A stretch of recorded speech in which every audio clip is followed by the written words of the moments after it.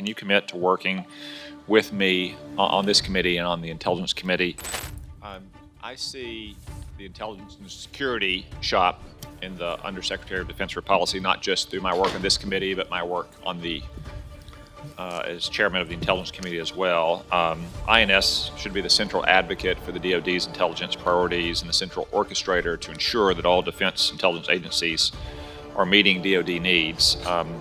Yet it has often seemed to me that all the agencies under the INS umbrella appear to largely act on their own accord. Oftentimes it seems with little direct oversight. Can you commit to working with me on this committee and on the Intelligence Committee to ensure that we improve INS's enterprise governance to meet to make sure that the defense intelligence agencies are providing the intelligence that all of our warfighters need?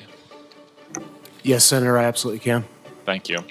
Do you share that assessment, that it seems like oftentimes they're kind of all going off in their own direction?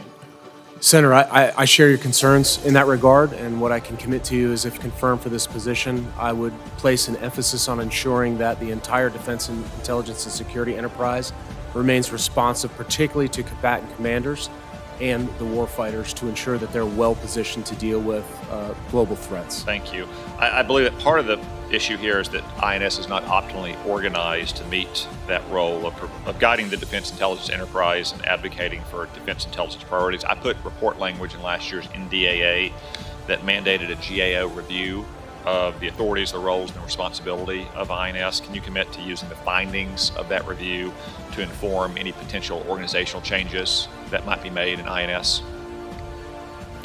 Yes, Senator, and as I mentioned in my opening statement, I'm particularly concerned about bureaucratic intransigence, and so analyzing the structure and process within the organization would be a key focus if I'm confirmed. Thank you. As is often the case, while boxes and lines on a chart are important, they're not the only thing to consider. Sometimes it's not the most important thing that needs change. Sometimes it is leadership and culture.